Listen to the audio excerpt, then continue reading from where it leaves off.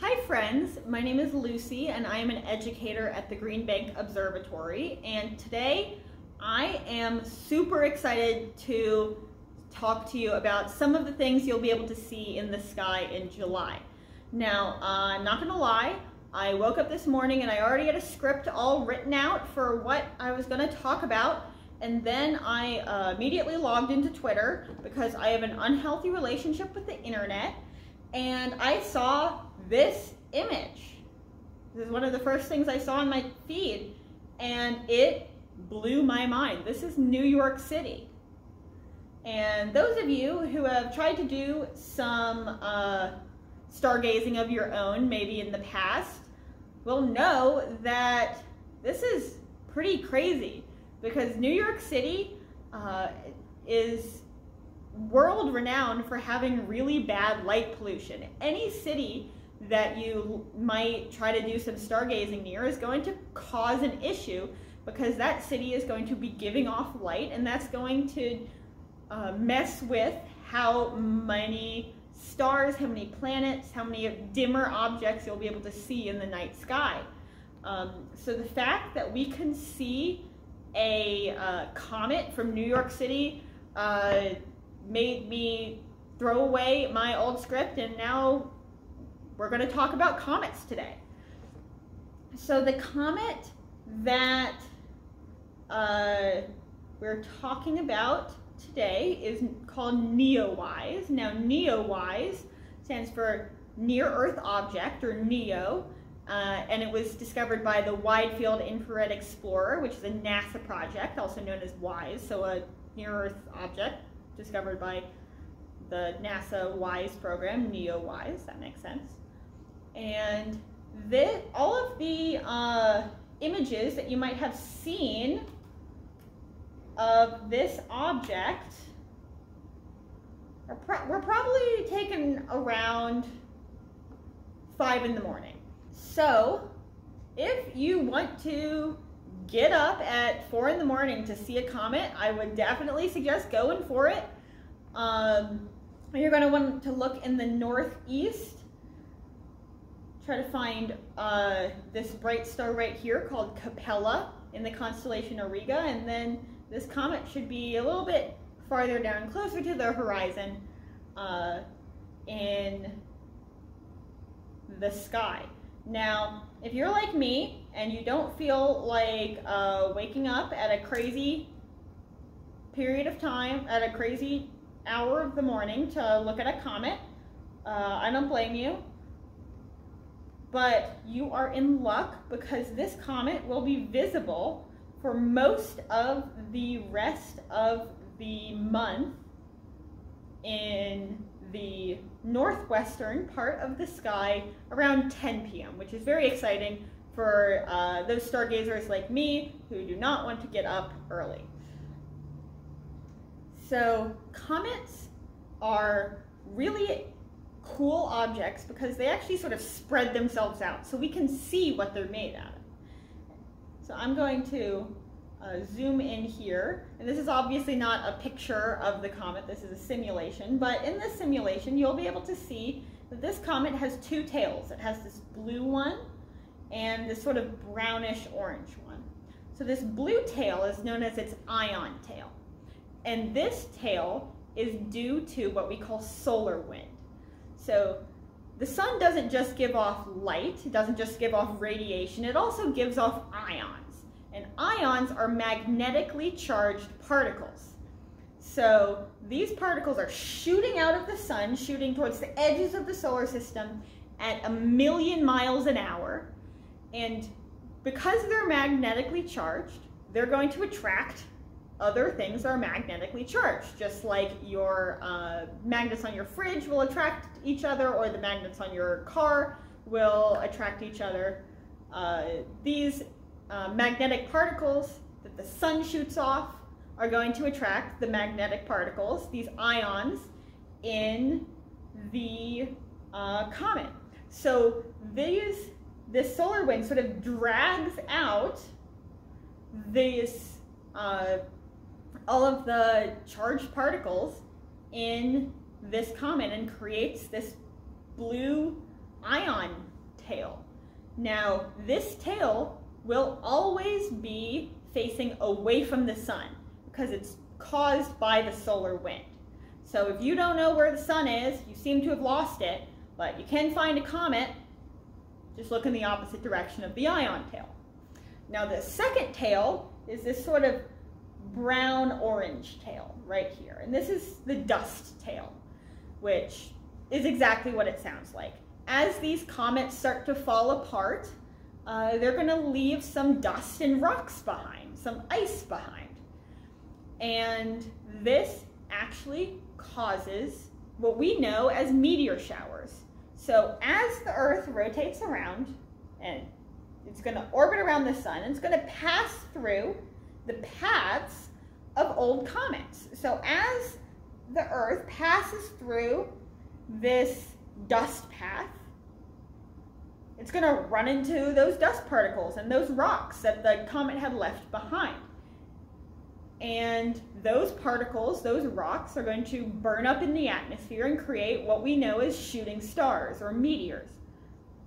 Sometimes these pieces of rock are so large that they can get through our atmosphere and hit the Earth. And these are called meteorites. Now, I'm not a big fan of meteorites because they wiped out my best friends, the dinosaurs.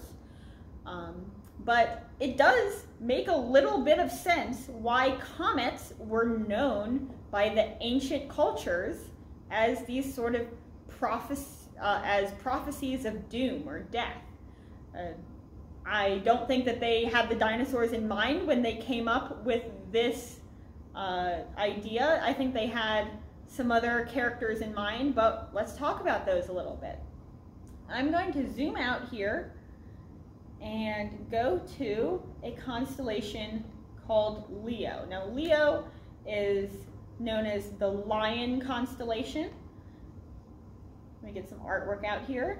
But originally, to the ancient Babylonians or the ancient Sumerians in Mesopotamia, this lion constellation was known as Humbaba the Terrible, who was a lion-headed giant who liked to go around eating people. But Leo had a best friend, or excuse me, Humbaba had a best friend named Enlil. Now, Enlil was the god of storms and sea and rain, and he is now known as the constellation Boötis, or Booties if you are funny like me. So Enlil, also known as Boötis now, heard about his buddy Humbaba going around eating people, terrorizing villages, and he sort of felt bad for the guy. He didn't have a job, he didn't have, a purpose in life, so he decided to take his seven treasures, and put them in the forest of Sumer. And he hired his good buddy, Humbaba the Terrible, to guard these treasures. So Humbaba moves into the forest and starts eating whoever goes into the forest. Now, I don't know about you, but if I'm just chilling, living my life, and then suddenly a lion-headed giant moves in and starts eating my neighbors, I'm not going to be too happy about it. So I'm going to take me and all my friends to go to our king to complain about it. And our king is a guy named Gilgamesh. You might have heard of him. He is now known as the constellation Orion. Now, Orion is going to be beneath the horizon during summertime, but it's a very beautiful constellation and really easy to spot in the winter months. And you've got these three stars that make up Orion's belt that make him pretty easy to spot, but originally this was the constellation Gilgamesh. So Gilgamesh meets with these villagers, and the villagers go up to him and they say, Gilgamesh, you have to help us. There's this crazy guy who's going around and causing chaos. And Gilgamesh says, of course, I'm your king. I am going to go and I am going to deal with this problem for you. And then they said, oh, by the way, he's a lion-headed giant that eats people, which is an interesting way to ask for a favor, by the way. Hey, can you help me clean my house? Sure. By the way, it's on fire. But Gilgamesh had already said yes, so he has to go deal with Humbaba the Terrible now. So he gets his best friend Enkidu to help him out. Now Enkidu had grown up in the forest, so he knew everything about it. And Enkidu did not have his own constellation. He had instead comets. So anytime there was a comet in the sky, the ancient Babylonians or the ancient Sumerians would think that this is Enkidu. So let's go up and see Neowise right now. So here we've got a comet.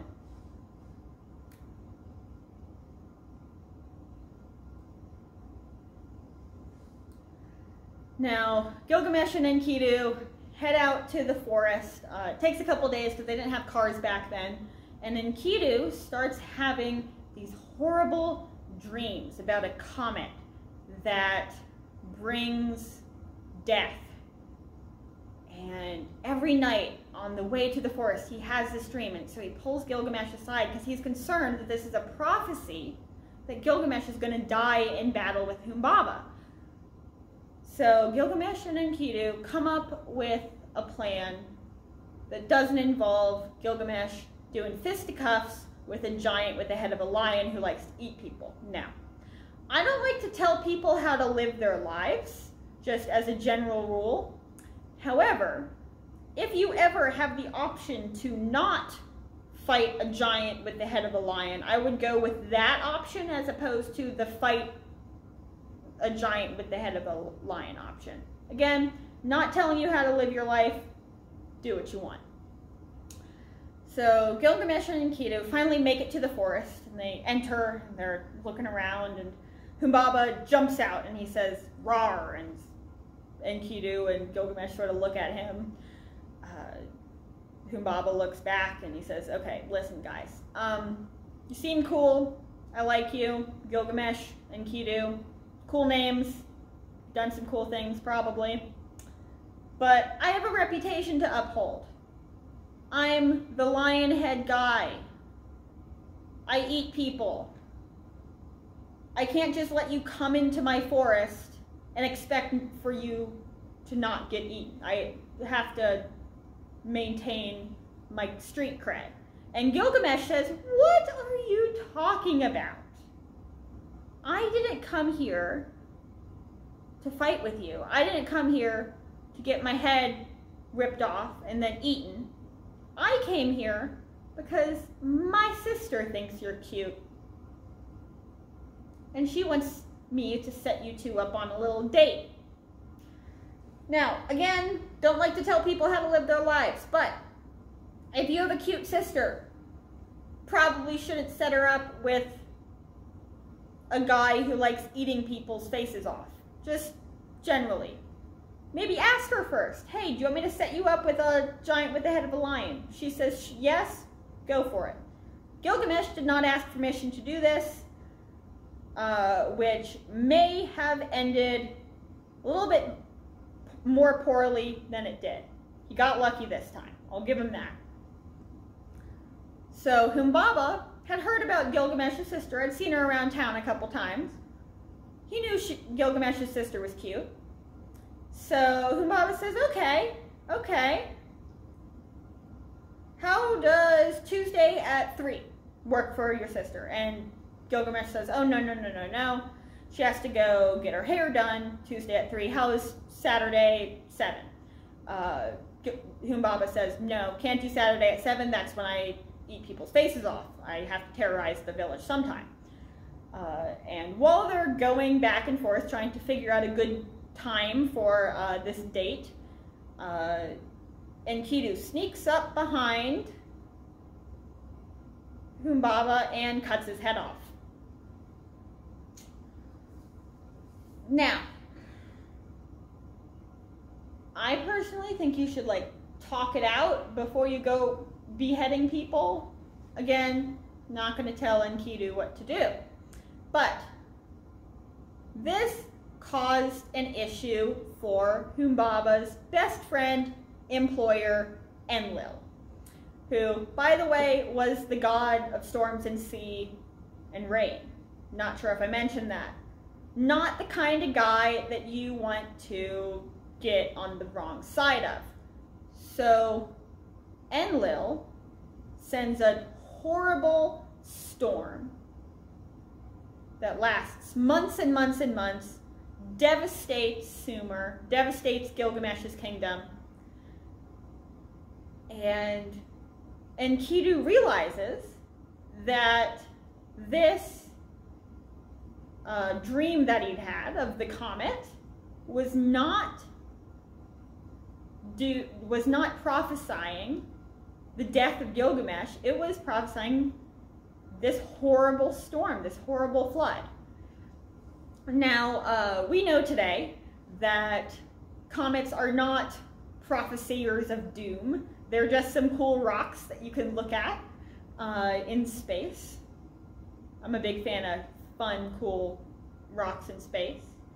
And I would definitely suggest checking this one out. This is a once-in-a-lifetime opportunity to see a comet with your naked eyes. So I would like to wish you guys clear skies, and I hope you have a great day. Thanks for watching.